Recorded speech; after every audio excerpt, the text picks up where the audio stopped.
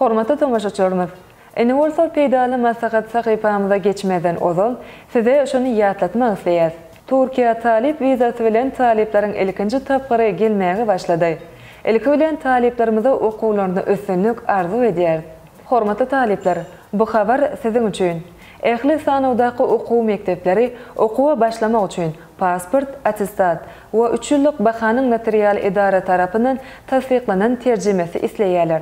Atawatan terjime merkezi İstanbul şäherinde ýerleşýär we notarial idarasy tarapyndan tasdiklanan terjime boýunça size hyzmat berýär.